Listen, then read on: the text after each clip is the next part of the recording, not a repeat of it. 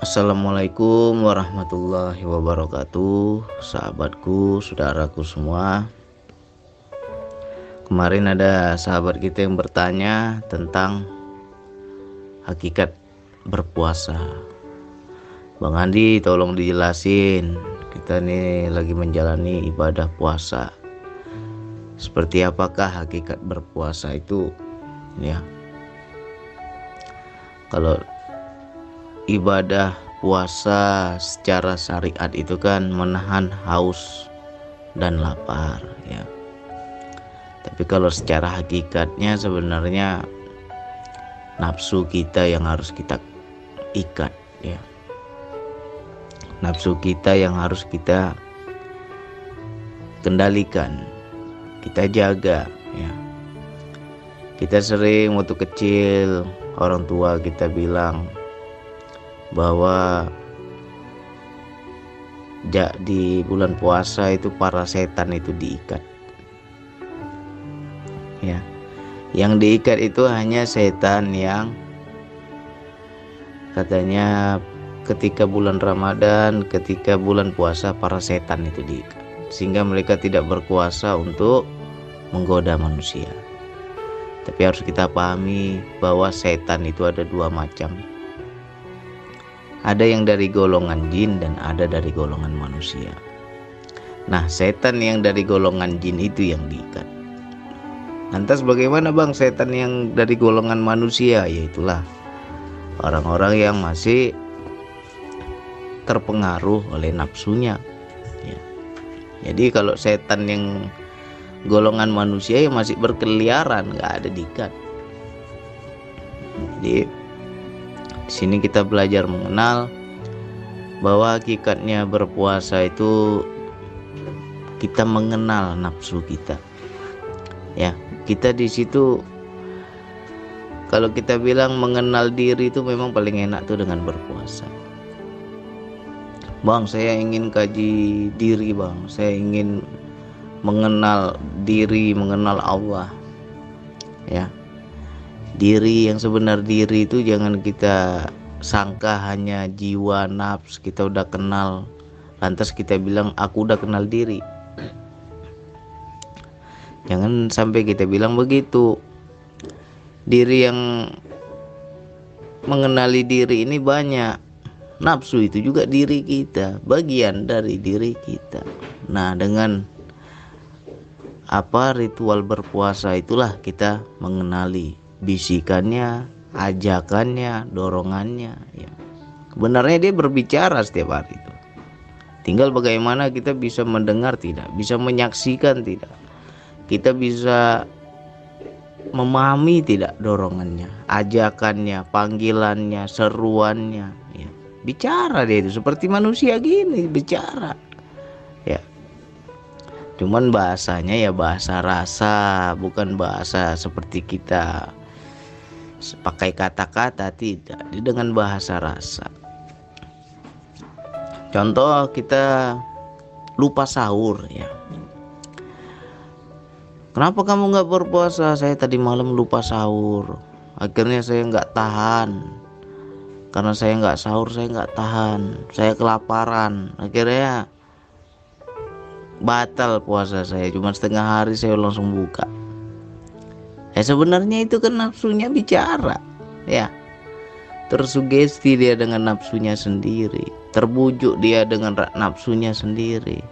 Buka aja, ngapain kau paksakan kali, udah harinya panas, tadi malam kamu nggak sahur, ya kan, tadi subuh kamu nggak sahur, itu kan bisik dia. Nah, kita bisa nggak mengenal itu, ajakannya, dorongannya, bisikannya. Nah, kalau kita nggak paham kesadaran jiwa ya susah.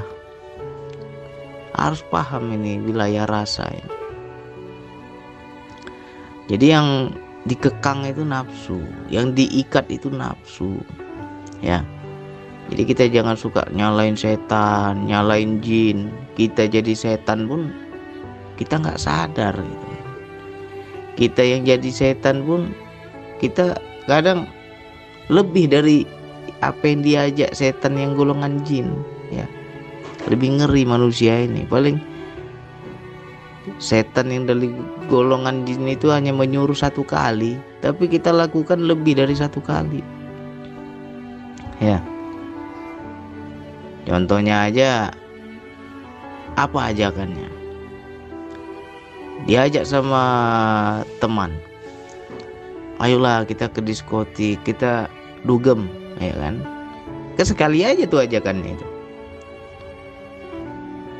Akhirnya apa? Kita ikuti perintahnya. Sampai sana malah kita yang setan yang golongan manusia ini malah minum, ya kan, ngedrags, apalagi berzina, macam-macam, ya kan. Padahal yang dilakukan setan dari golongan jin itu hanya sekali, tapi kita yang lebih parah setannya. Begitulah kalau kita tidak kenal dengan nafsu kita, ya. Jadi hakikat berpuasa, ya kita harus bisa mengenal dorongannya, ajakannya. Kenapa dengan puasa? Karena ketika jasad ini lemah, di situ spiritual kita baru bangkit, ya. Dengan fisik ini tidak diikuti maunya, di situ jiwa kita berontak, jiwa kita mulai mengendalikan. Selama ini jasad terus yang mengendalikan, bukan jiwa kita. Karena apa? Banyak kita melakukan hal yang salah, itu udah tahu salah, tapi kita lakukan juga. Kenapa ya bang? Sudah tahu salah, aku lakukan juga. Ya karena jiwamu terkekang, jiwamu terkurung di dalam sangkar raga, ragamu yang berkuasa. Jadi maknanya raga ini adalah nafsu. Karena semua dorongan nafsu itu dari dorongan-dorongan jasad. Jasad ini maunya yang enak-enak aja, ya kan? Nah, tidur mau enak, makan mau enak, ya kan? Kerja mau enak, nggak mau capek, ya kan? Itulah dorongan-dorongan jasad ini. Tapi kalau jiwa kita sudah kuat, sudah menguasai, sudah mengendalikan, nah, di situ merdeka kita. Nah, dengan berpuasa hakikatnya bukan hanya sebatas menahan haus dan lapar, ya.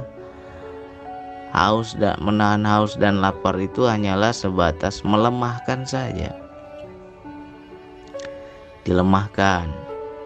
Biar apa? Spiritual kita punya kuasa, spiritual kita punya kendali, tidak terkurung. Nah, banyak ketika orang kuat, sehat, segar, di situ mudah dia berbuat dosa, ya kan? Makanya dilemahkan.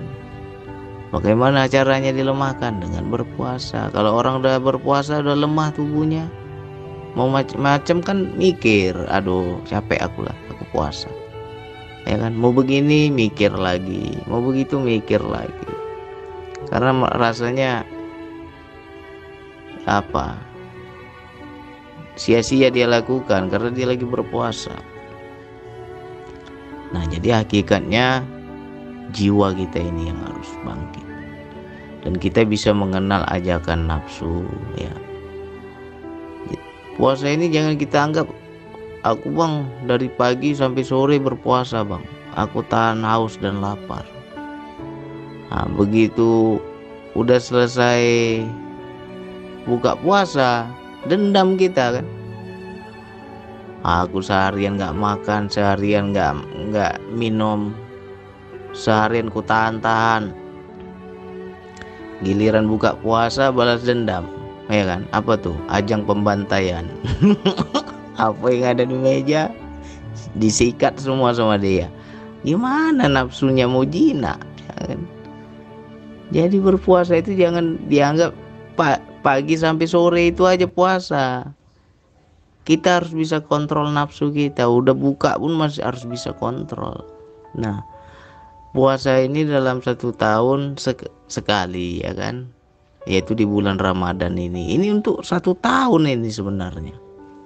Kita berpuasa sebulan untuk menghadapi tahun esok hari, ya. Jadi hari ini kita kan berpuasa di bulan Ramadan 1 bulan 30 hari. Ya, ini untuk menghadapi tahun besok. Ya, setelah hari ini kita kenal nafsu kita, kenal dorongannya, kenal ajakannya, harus bisa kita terapkan nafsu kita itu untuk setahun ke depan. Istilahnya gemblengan rohani lah, penginstalan kesadaran. Ya, jadi jangan giliran bulan puasa nggak neko-neko kita, giliran bulan Ramadan, weh, syar'i betul kita. Selesai Ramadan, weh, anu lagi lah kita kok dikuasai nafsu pula lagi, ya kan? Bukan itu makna puasa. Makna puasa 1 bulan ini kita gembleng spiritual kita, kesadaran kita, kenali nafsu kita untuk menghadapi 1 tahun ke depannya. Ya, ini digembleng ini. Kenali. Ketika kita berpuasa, nafsu bicara, kita menjadi emosi, menjadi kesel, mungkin sama anak, mungkin sama istri. Nah, itu kenali, pahami ajakannya, bisikannya. Ya. Nah, kalau udah kenal, terapkan. Besok udah siap lebaran pun sampai setahun ke depan harus hafal. Harus kenal. Coba kita pisahkan kesadaran kita, ya. Yang satu Yang satu maunya apa? Yang satu ngajaknya apa? Nah, itu coba dibeda-bedakan, ya. Yang satu maunya apa? Yang satu lagi menyuruh apa? Itu ada 2 itu. Kalau kita bisa menyaksikan, dengarkan, pahami. Ya. Misalnya udah jam 3 sore, udah jam 4 sore, aduh kok hari panas sekali. Mau buka rasanya tanggung, ya kan? Sedikit lagi udah mau buka, tapi sekarang aku udah lemas. Nah, itu kan ada yang berbicara itu di dalam itu. Ya. Kita maunya apa? Ya kan? Nah, habis itu yang berbicara itu seperti apa? Udah buka aja. Atau minum aja diam-diam, gak ada yang lihat, sembunyi aja kamu makan, macam-macam. Ya, disitulah kita harus bisa mengenal. Nah, kalau kita 1 bulan ini kenal, oh ini ya namanya nafsu. Oh kayak gini dia rupanya bicaranya, oh kayak gini dia ngajaknya. Udah paham, terapkan setahun ke depan. Ya, jadi sebenarnya bukan sebatas nahan haus dan lapar saja, ya. Menahan haus, menahan lapar itu hanya melemahkan jasad biar spiritualnya bangkit, ya. Makanya banyak orang kan cara puasa itu kan macam-macam, ekstrim, ya. Nah, jadi kita pahami hakikat puasa itu seperti apa. Jadi jangan sampai aku udah puasa bang 30 hari full puasa, ya.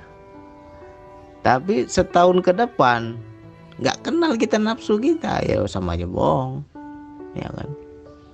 Harus kita pahami. Coba nih diulang-ulang, nanti dipahami ya, bisikannya, ajakannya, ceritanya, bahasanya, dia ngomong bagaimana, itu kenal itu. Ketika berpuasa itu kita akan kenal. Ketika kita kenal, semoga kita bisa berontak, kita bisa melawan, kita bisa membantah ajakan-ajakan nafsu kita, ya. Hanya itu yang bisa saya sampaikan. Wassalamualaikum warahmatullahi wabarakatuh.